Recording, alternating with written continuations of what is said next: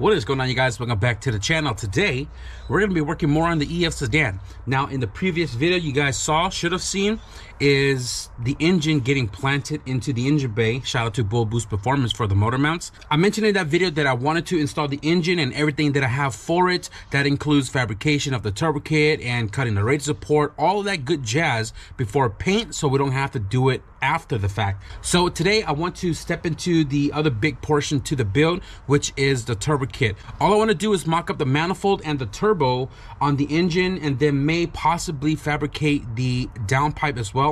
I don't have any material for dump tube, so I may have to do that at a later time, but we'll see how it goes. So right now I want to show you guys what I did yesterday off camera.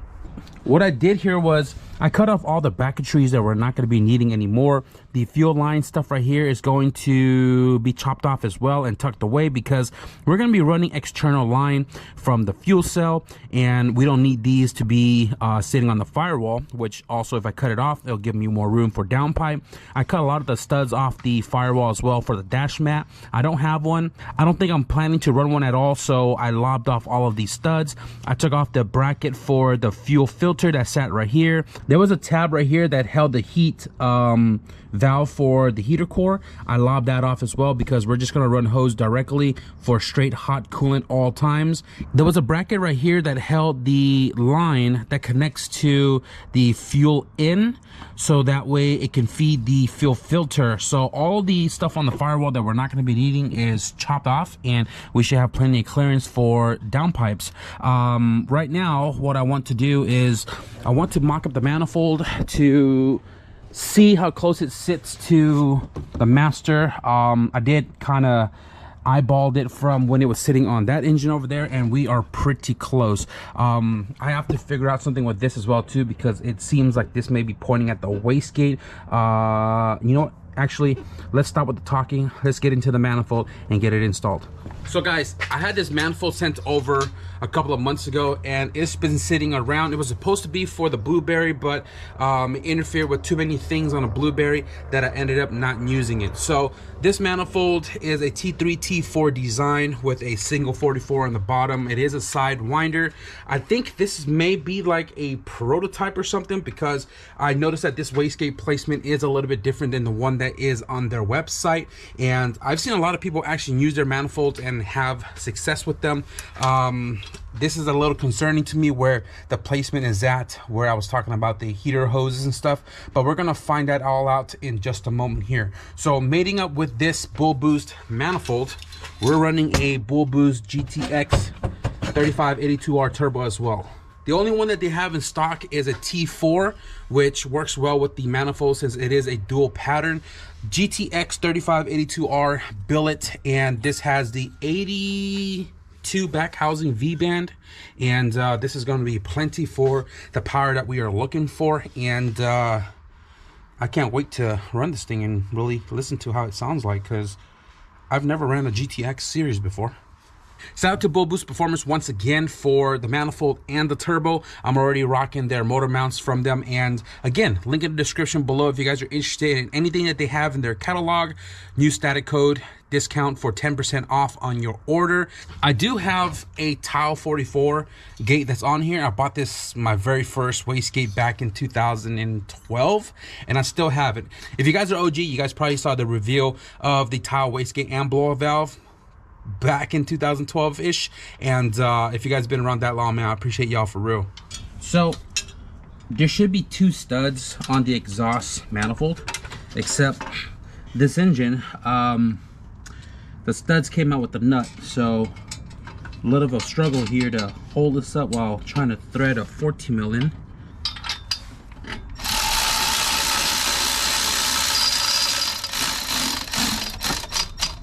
Okay, so the manifold is bolted up with 1.5 bolt, and you can see the heater pipe is just kind of in way of the wastegate. Now this is supposed to sit much more over here, but obviously that's not going to work. So what I was thinking was I was going to like cut this off, reroute this tube down low to go underneath and all of that, but then I was like, okay, well, I don't really have any tubes, and if you bend this, it kind of kinks, becomes like a mandrel, and then you lose the diameter. Although as long as there's flow of coolant going into the heater, it's gonna work like it should. What I was thinking about doing was just cutting it back here, right, and then connecting maybe a hose to that and aim this lower, just so that the hose is much easier to move around and go underneath the wastegate to wrap around the subframe to get into the heater core right here on the firewall. The other one coming off the cylinder head right there, it's a straight shot. It's like an S shape, and then it goes to I believe it goes to the top. No, this one goes to the yeah, this one goes to the bottom. The top one goes to this black pipe right here. So let me brainstorm this a little bit and see how I'm gonna go about it, see what kind of hoses I have lying around, and see what all works. And then once we figure out a solution, we'll slap the turbo on.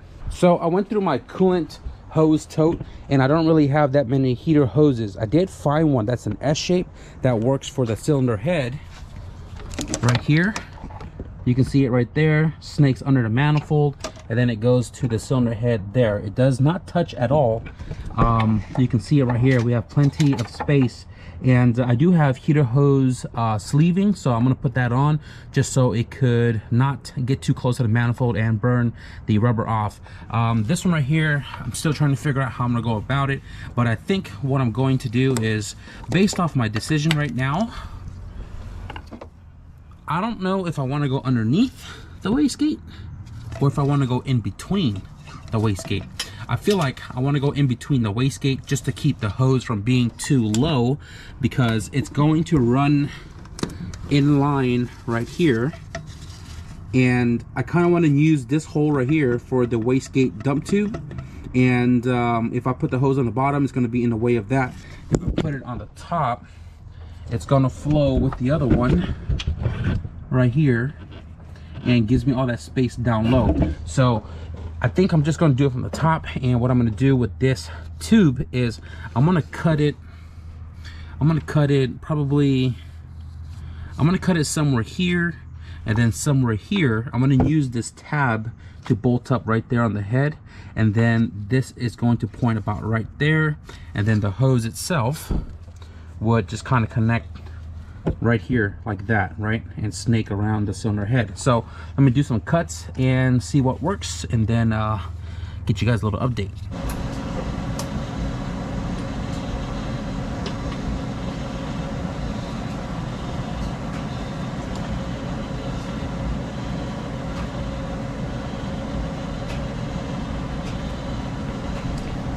Not gonna lie to you guys, the GoPro wasn't recording at all, but I got the water pipe modified and all welded up. I was able to retain this piece right here to use as a mounting point. I did open up the hole a little bit to accept a 12 mil, because originally this is a 10, but this piece right here is what I cut off. It's about 5 or 6 inches long. I wanted to keep this barb right here, but I do have a bunch of other ones to use, like this one here, this one there, and then the one right here in the back.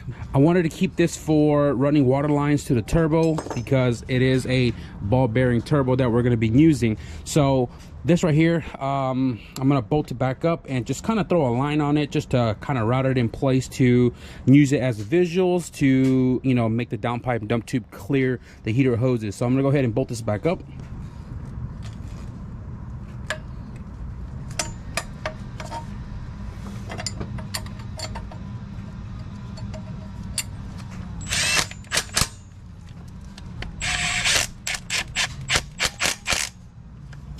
All right, so now that we have the heater kind of situated, we're gonna bolt the turbo up, and then we're gonna mock the downpipe. Now the downpipe is configured to go up towards the highest point of the runner, but now that we have the heater barbs and hose kind of in place, we probably gonna have to redo this design here.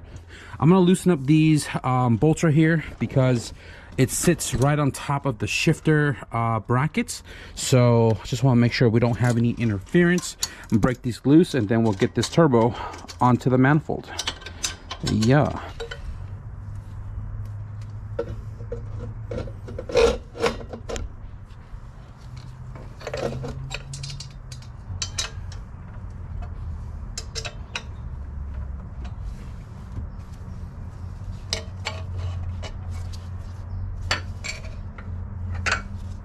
All right, guys, so I took apart my downpipe and quick little mock-up here. The downpipe is a really tight radius 90, and it is not pointing where I need it to go.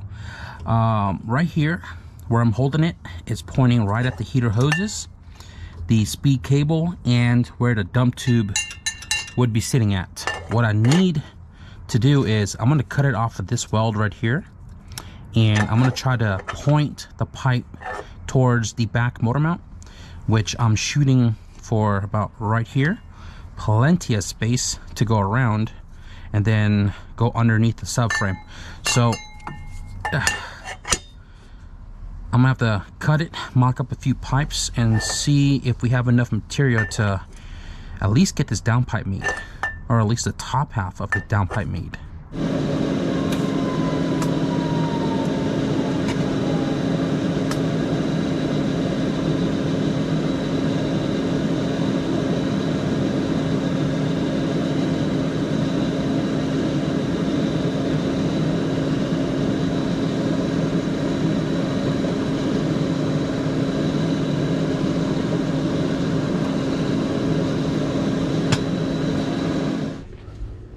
All right, guys, so I was on the phone for a little while, and yep, night falls, but we're still putting in the work. So this is the downpipe top section. Like I mentioned earlier, this is going to be a two-piece. We still need to make this part right here that goes towards the block, and I don't think I have a half shaft down there. I don't. So I need to get a half shaft on before I can make this back half. But this right here from the turbo is going to position the downpipe going down towards the subframe. We're gonna have a lot of space between the downpipe and the motor mount in case the engine does rock, even though it doesn't seem like it moves at all. But this is gonna go towards the subframe to go underneath the heater hoses, and then the dump tube, I think we're gonna have plenty of room by the way I saw this when it was mocked up. So right now, let's go ahead and get this installed so we can figure out the part that goes around the subframe here.